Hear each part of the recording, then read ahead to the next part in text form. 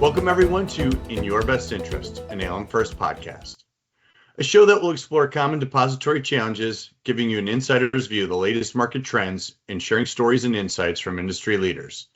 I'm your host, Mike Ensweiler. The mergers and acquisitions landscape continues to evolve rapidly, with credit unions facing both challenges and opportunities in this dynamic environment. We've witnessed a notable uptick in merger activity throughout 2024, raising important questions about the optimal institution size, regulatory considerations, and strategic planning. These trends have prompted many credit unions to reassess their growth strategies and competitive positioning in the market. Today, I'm joined by David Ritter and Brandon Pelletier, who both are managing directors in our M&A practice and bring extensive experience in credit union mergers and strategic planning to our discussion. We'll explore the merging trends of 2024, examine what's driving the recent wave of large-scale transactions, and discuss how credit unions can best prepare for potential merger opportunities. We'll also dive into the current regulatory landscape and tackle the perennial question of ideal credit union size in today's market. Brandon and David, it's great to have you here today, and welcome to the show. Thanks for having us, Mike. Thanks, Mike. Appreciate it. As you guys are well aware, M&A continues to be a hot topic in the financial services arena. And, we'd love to get from you your insights on what you're seeing, what you're hearing, what you're talking to boards and executives about. So let's just dig right in. What new trends did you see in 2024 and what are you expecting to see in 2025? You want me to take this one, David, or you want to take it? Sure, please, Brandon. Go ahead. So, one thing I think you're going to continue to see is a trend of larger credit unions merging in 2025. Several CEOs have told me that the digital and First Tech transaction announcement was a wake-up call. I believe more and more CEOs are starting to realize and understand that it's really a scale game, and that if they don't keep up with the rapidly changing financial institution landscape, they're going to eventually become irrelevant. And CEOs have always known it's a scale game, but I think they are taking it more seriously today and truly trying to, put in a strategy in place to where they remain relevant. Another thing that I think you're going to see continue into 2025 is bank to credit union transactions. So in 2024, there were 23 bank to credit union transactions announced. I believe the number could increase to over 30 in 2025.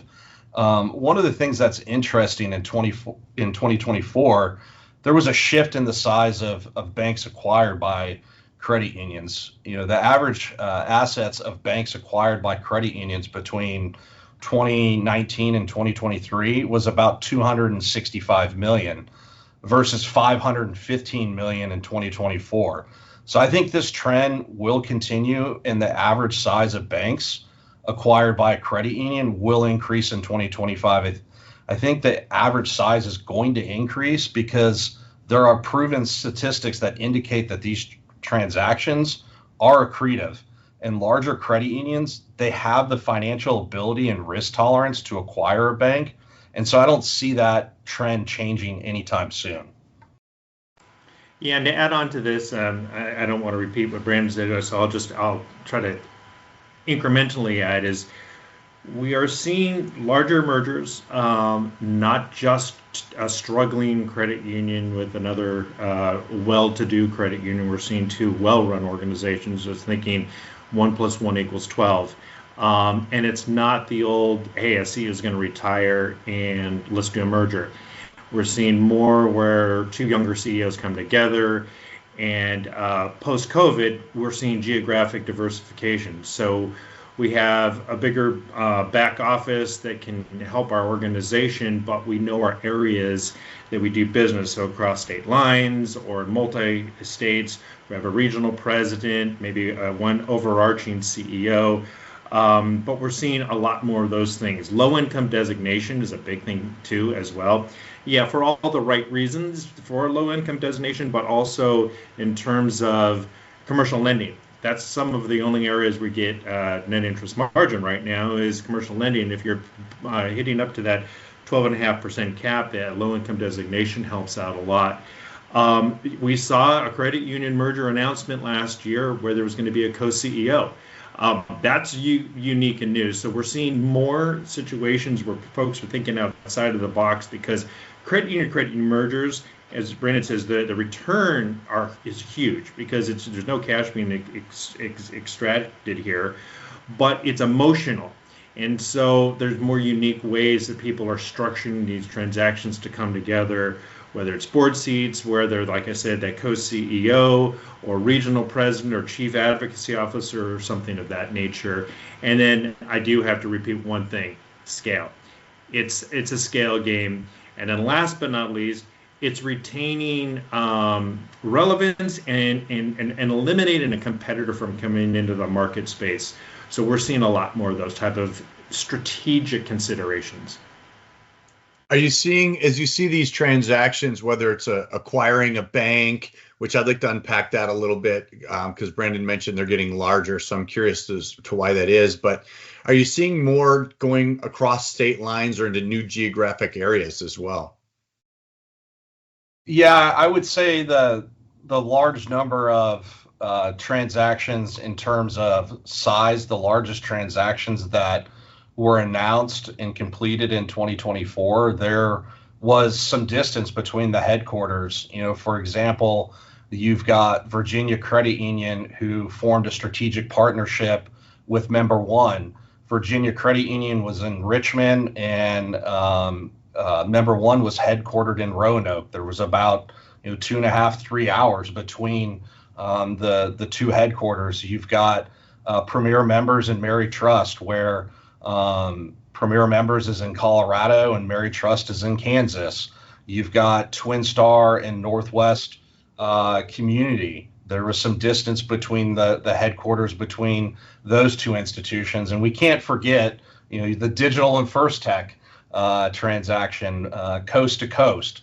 And so I think that, COVID kind of changed the game a little bit to where people are more open to having maybe an admin east or an admin west or a headquarters east and west. Is we proved during COVID that you can work remotely and be successful. And so I think institutions are becoming more open to the idea of crossing state lines or looking at institutions that have some distance between their headquarters or each institution's headquarters. And so I don't see that trend changing in the near future. I expect that to continue. Also, a lot of institutions, they're doing well financially. However, they've kind of tapped out that field of membership, and they're looking to expand into other geographic areas to where they can de-risk their member concentration. And so I just don't see that trend changing in the future, Mike. David, thank you, Brandon. David, you mentioned there's a lot more large, well-run transactions taking place or being announced. What do you see? I know part of it is the scale. Is there anything else besides the scale that you're seeing that's driving that? Well, we've been doing a lot of research, and Brandon had some great analysis on what is that ideal size, and the joke is 9 billion and nothing larger, and if you go past 10, you need to be 17 or whatever that number is. But there's sort of a sweet spot at that $3 to $5 billion mark, and it's really to start to build that scale where really it's the tipping point. Where OPEX to average assets, it seems to just continue to drop as you get larger. You're spreading your expenses over a larger asset base. And really at a certain threshold, I'll call it the 3 billion, you really start to see that accelerate, meaning your efficiency is a lot better and you're able to get back to your membership in terms of better rates on both the deposit and the asset side of things. So the rates, fees, incomes drops substantially. And this is even before we get over 10 billion. And the retention, I always call it retaining and obtaining talent, is compensation grows tremendously for our employees. And it's because we need the right talent and the right locations, maybe more focused, specialized, and they're making more money. So we're just seeing more of that. It's just the talent aspect out there. There's not as much talent as there used to be. And we always joke because there's no CEO that says I have way too much talent. We're always looking for more talent, and those are some of the key areas why we're seeing two well-run organizations saying, "Hey, let's partner as opposed to compete." Especially let's not compete for the same talent constantly. I know you've heard, or I've heard from you guys in the past that, one of the big challenges in consummating these deals is the boards of directors and the number of seats and some of those kinds of things. So I guess with that size, are there more proactive organizations, or they're more receptive to, because I can't believe 10-person boards are going to become 20-person boards, right? So there's got to be give and take for the betterment of the institution. What are you seeing on that front as it relates to those conversations with boards? Go ahead, David. You can take this one. Yeah, that is, we always start our discussions when we do presentations or we're meeting with a potential client or just a prospect, is the hardest part about a credit union merger is the board of directors. And it's for all the right reasons. The board has, many times, a board member's been on the board for a long time. It's their baby, the credit union, and they're not just going to roll over and say, take my credit union. However, we're always talking about, okay, the fiduciary responsibility of the board member is about the membership, but it's also the stakeholders, membership, your employees, your communities, your credit union in general. And so trying to get that thought process of who's the surviving credit union. Legally, it's the charter, but it's the perception of all the other areas. Okay, how do we make this come together, and how are we doing this right for all the stakeholders? Putting those things into place and gaining that mindset with the board that, okay, I really need to put the fiduciary responsibility of my credit union, my members, in front of all my own self-interest. So not getting a bloated board. Most CEOs would shoot me for even thinking that as a joke, but hey, where's there an avenue for me to continue to serve, to volunteer for the credit union? Well, we're seeing emeritus, we're seeing foundations, we're seeing advisory boards, maybe an association to take a step down and be part of that pool as the future credit union as we go forward. And it's truly a collaborative methodology. So, maybe they come in at a 6 and 7, 6 board members from one organization, 7 from another, and they both had 9 together or each. Those other folks take a step down for a period of time and still volunteer in different ways.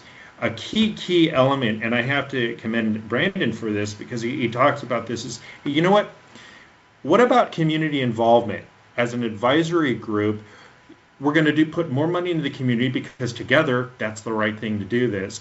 And our advisory group is going to help figure out those areas, what is going to benefit our members, benefit our credit union the most, so they can still be very involved and have a really big impact financially.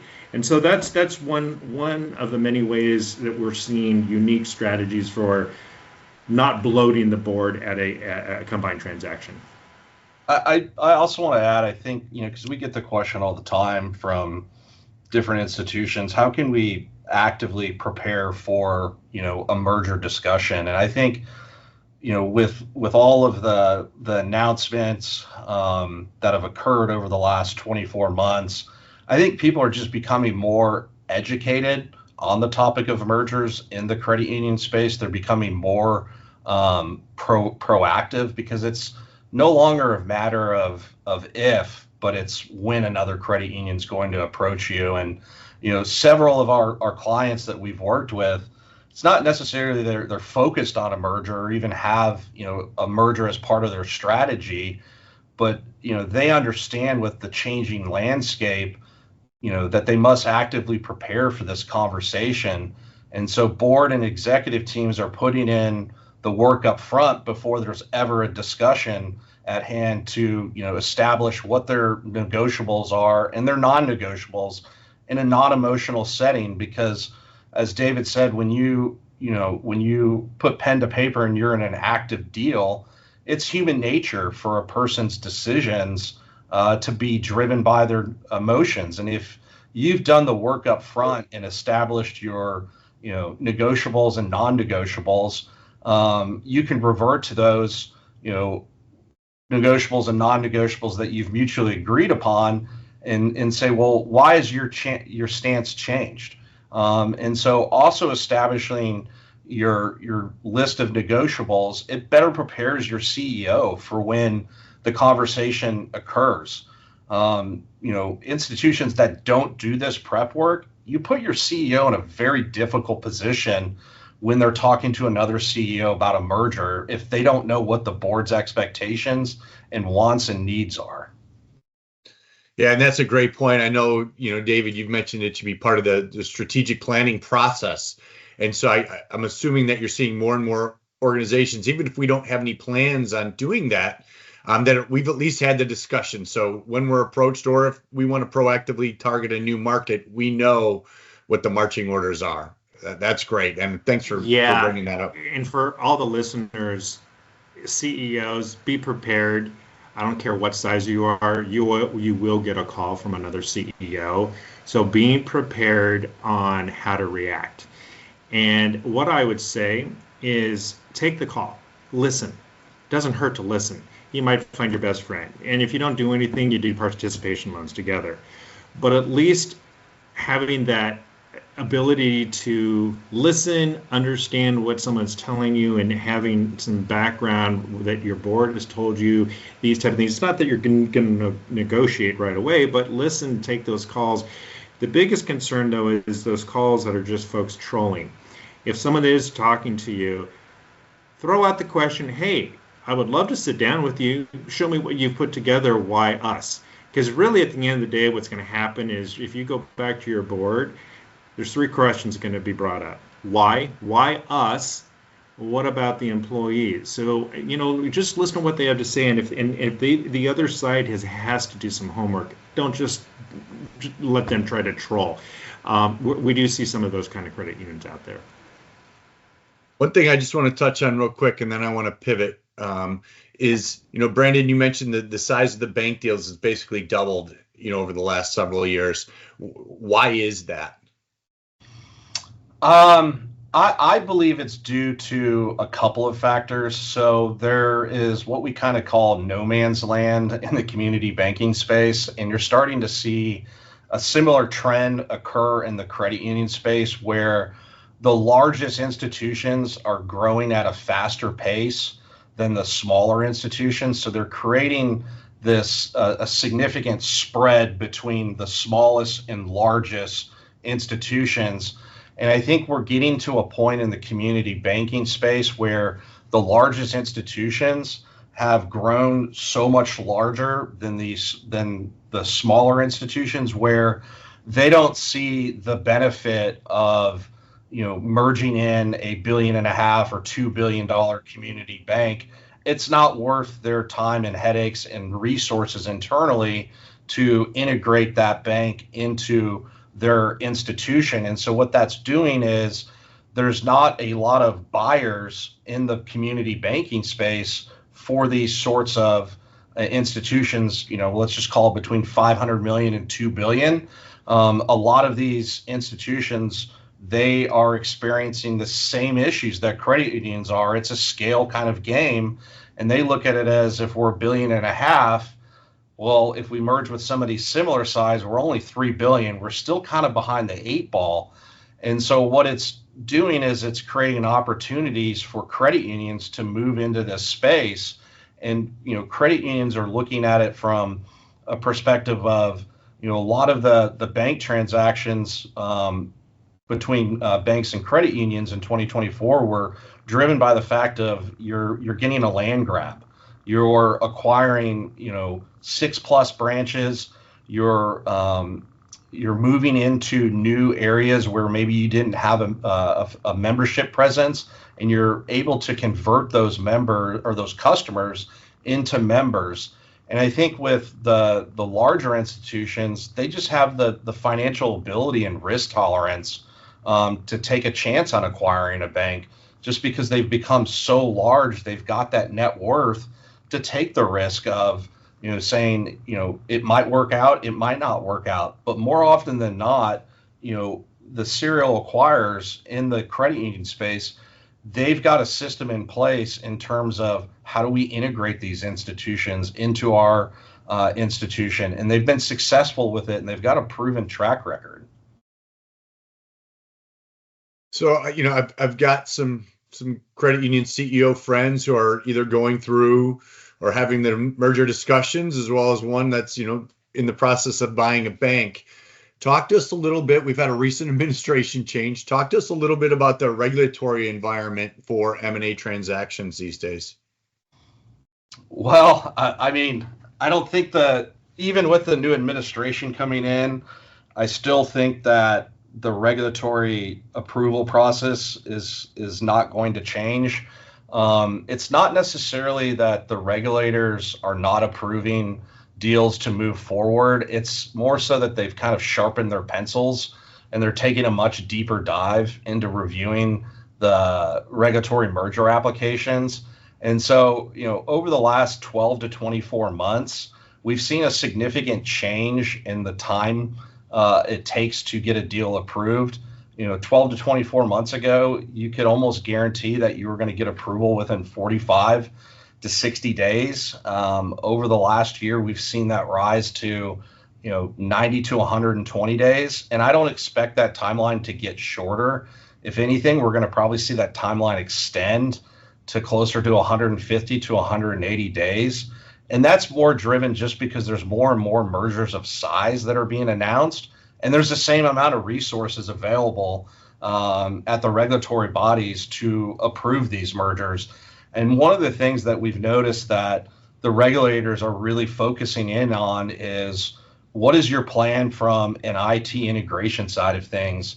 How do we limit or not allow for there to be member disruption in a transaction? And that's something that the regulators are asking more and more questions about. And so institutions that are pursuing a merger or going through the regulatory approval process, they're familiar, I would imagine, with getting those sorts of questions from the regulators.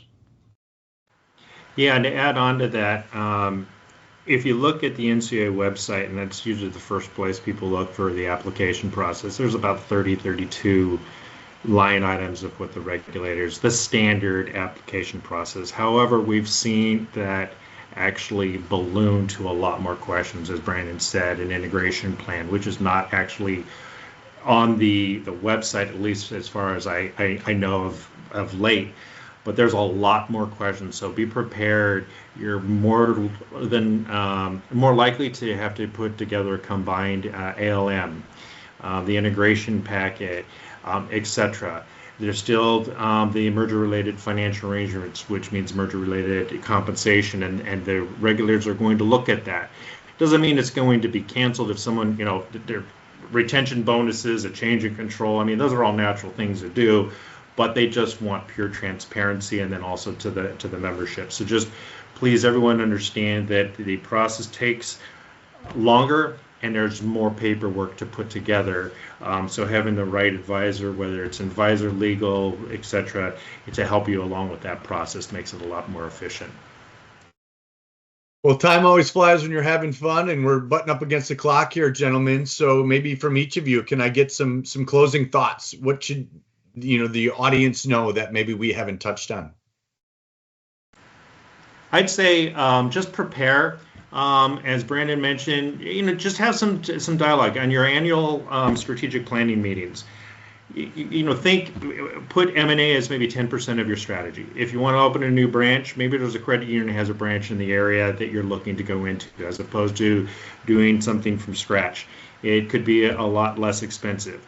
Talk to advisors, have them keep their ears open for you, whether it's another credit union, whether it's a bank or a branch, those kind of opportunities. So just have those dialogues with your board and just be prepared. And I know Brandon has something probably. The numbers aren't in for 2024 because the NCUA hasn't published their Q4 report on mergers. But through Q3 of 2024, there were about 121 credit union to credit union mergers versus 108 through Q3 of 2023. I expect there to be about 155 to 165 mergers in 2024. I think this number could increase closer to 200 in 2025. And I think you're going to continue to see an uptick in merger activity over the next, 5 to 7 years.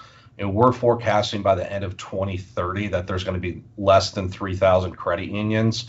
And so in order for us to, hit that estimate, you're going to have to average 225 to 250 mergers annually. And I suspect and believe that that's going to be the case over the next 5 to 7 years. Well, as always, I appreciate your guys' time. Thank you, David and Brandon, for joining us today and sharing your insights on the M&A landscape. Thank you, Mike. Thanks, Mike.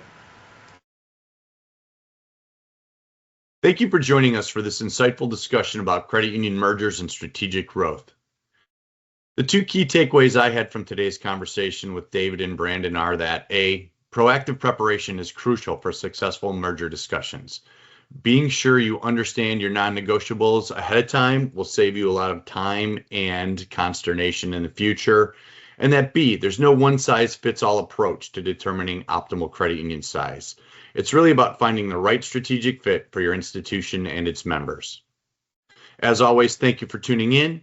At the end of each episode, I'd like to take a moment and let you know more about the resources we have available. We have a robust workshop, conference, and webinar schedule, so be sure to visit our website for more details on these, as well as our Education Hub and Resource Center for recorded webinars, articles, and more. As always, stay safe, stay healthy, and thank you for listening to In Your Best Interest, an ALM First podcast.